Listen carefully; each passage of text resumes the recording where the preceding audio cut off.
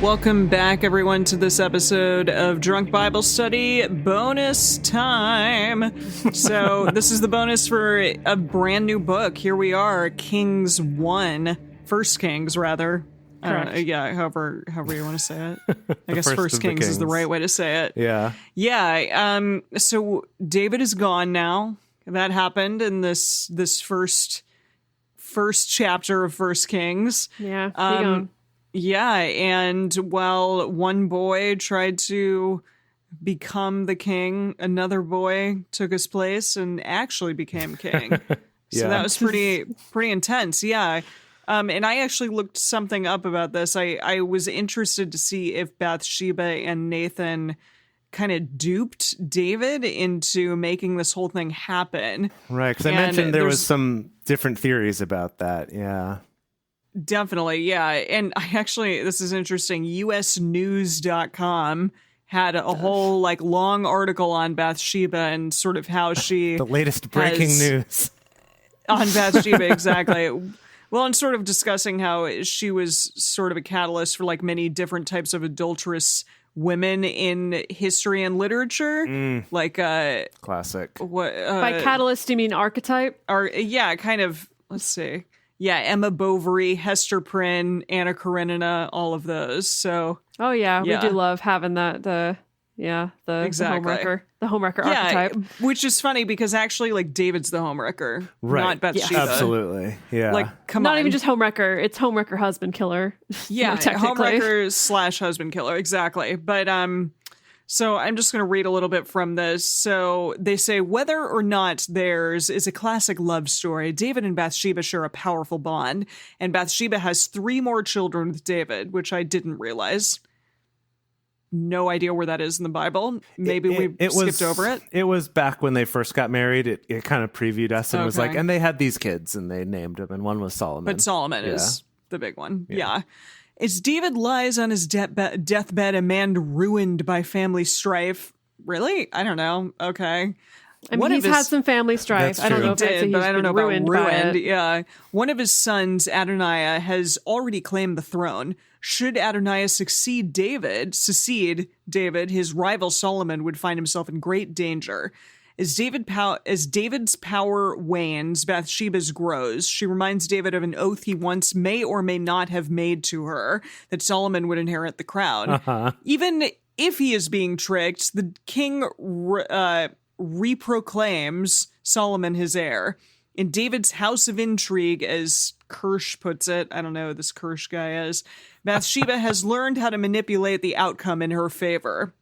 So that's interesting. So it does seem to imply that she is manipulating. That's what this U.S. News says. And then it goes on to say, as Queen Mother, Bathsheba occupies one of the most important positions in the land. Her transformation from silent object of lust to a politically astute and vocal queen is striking, yet understandable. As an older woman, she displays the wisdom gained from a lifetime as a politician's consort. Well. Well, I don't know. I think I would just attribute to the fact that she kind of had these circumstances thrust upon her. Well, that's true. What could she have done? Non-consensually, and she's got to work with what's given to her, really. Yes. So I did find a different argument, which is from a 2014 journal article, Reconsidering the Role of Deception in Solomon's Ascent to the Throne by Matthew Newkirk, published in the Journal of Evangelical Theological Society.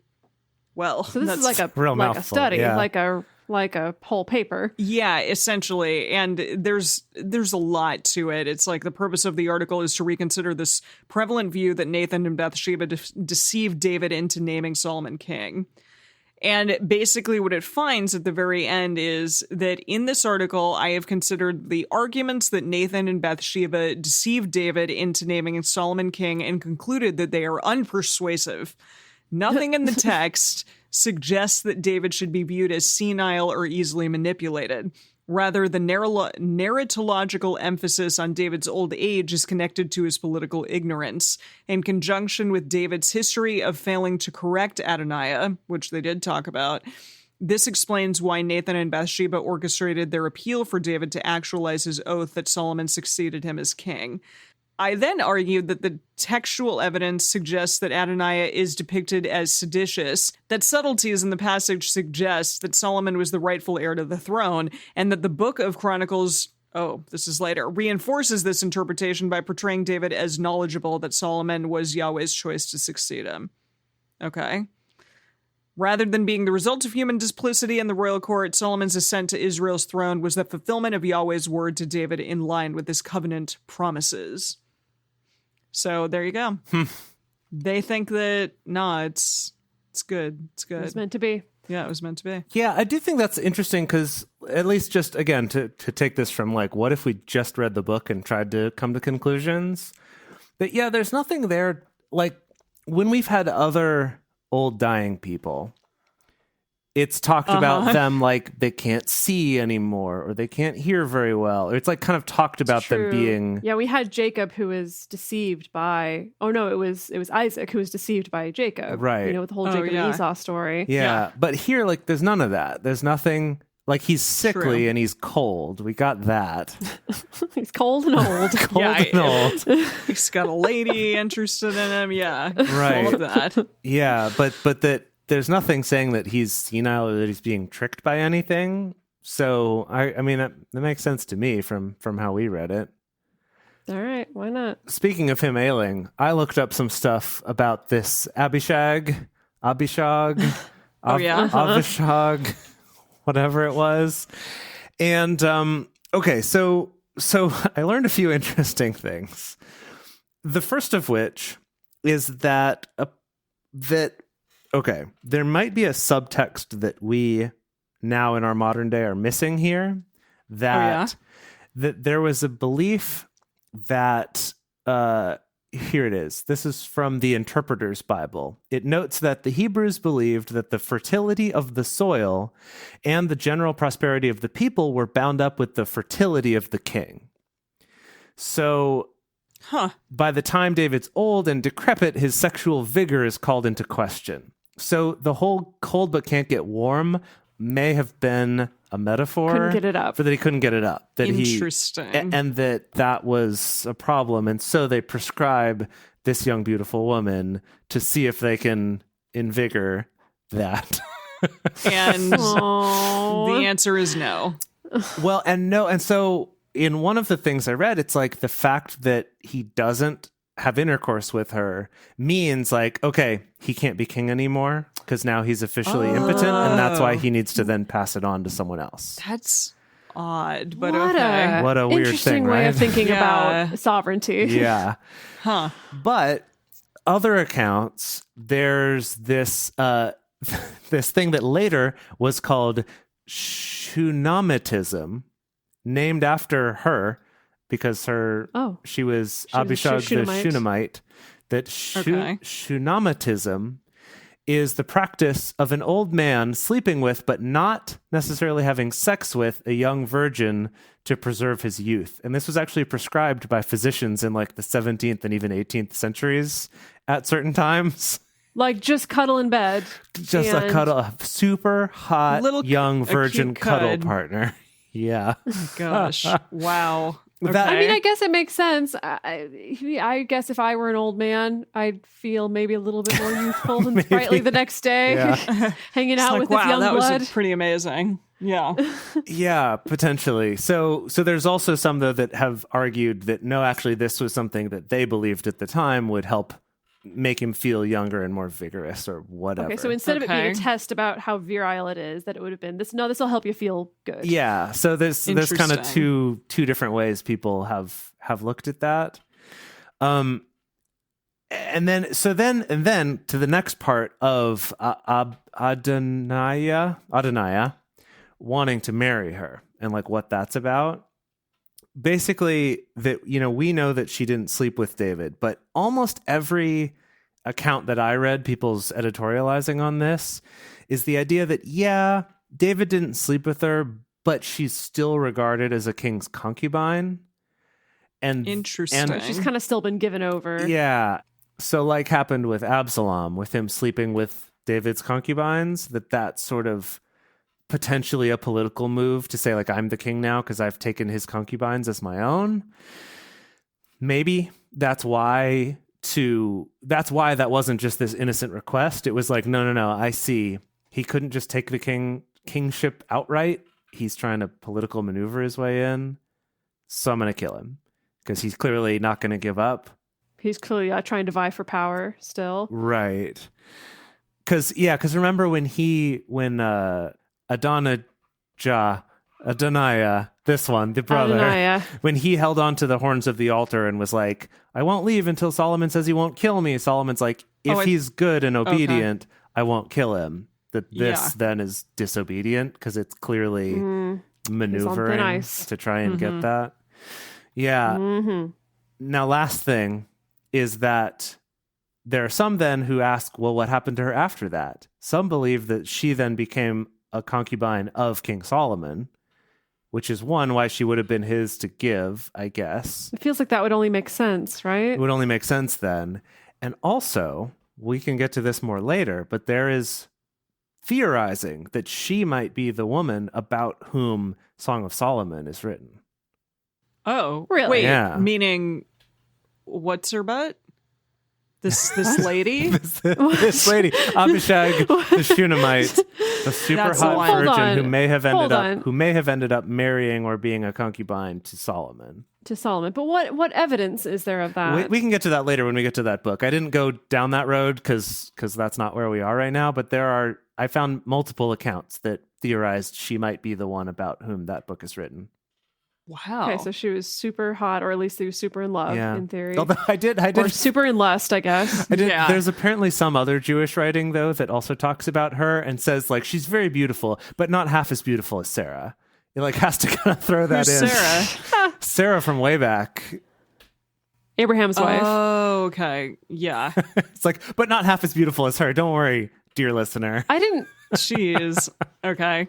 I was going to say, I don't remember us talking about how beautiful Sarah was, but then again, Sarah was the one where Abraham was constantly saying, oh, she's my sister. And then all these local leaders would fall in love with her and take her for their own. So everyone thought she was pretty hot. So, okay, clearly. Yeah. Right. Hot enough. Right. Hot enough. Yeah. Wow. Yeah. So lots of intrigue because there's not a lot of info. So people got to theorize a lot of things about her, you know? I mean, they do that all over the place with this book, the Bible. Yeah, that's true. Yeah. So, King David died, he did. as we determined. So I'm going to tell you a story about when I was in Jerusalem many years back, not hence. Yeah, in 2015, I took a solo trip to many places, and one of them was Israel. And let me tell you, Jerusalem was a trip. I can't stress this enough. It was so weird to be in a place where I'd heard about all these places my whole life growing up in Sunday school and read about all these places in the Bible. And then now here I was seeing these places. And then on top of it, it's not even just a cool travel experience. There's also, because it's such a hotly contested religious site, there's all these religious groups all around all the time. Wow. All the time. Like constant like religious tour groups of like the Catholics and the Eastern Orthodox and a bunch of, Hasidic Jews and also Muslims and like just, like so many different religious factions also coming through. Like also this weird like element of religious tourism on top of it is just like mind boggling. Anyway, I'm going to have more stories of Jerusalem as we get closer to the New Testament. But what happened one day when I was wandering around the old city, I got caught in a rainstorm unexpectedly, like really, really heavy downpour. And I didn't have an umbrella or a hat or anything. And so I just like ran to the nearest like building that I could find, like the nearest overhang that I could find to get out of the rain. And it happened to be King David's tomb. Oh, God. What Wow. do you know? I just wandered in. David blessed you. Yeah.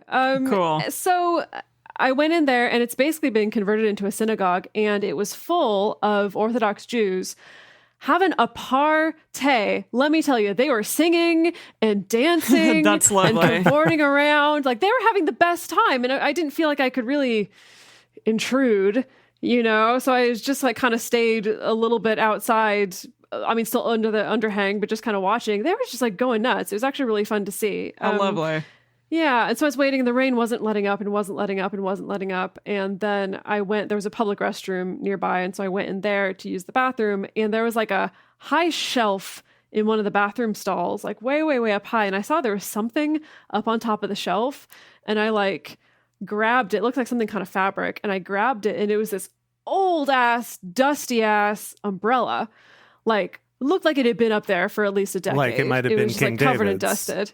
Like it was King David's umbrella. And so I was like, you know what? I'm just going to take this as a freebie from God and maybe the spirit of King David. Wow. And I took that old ass umbrella and I used it. Amazing. That's for a walking lovely around the city. story.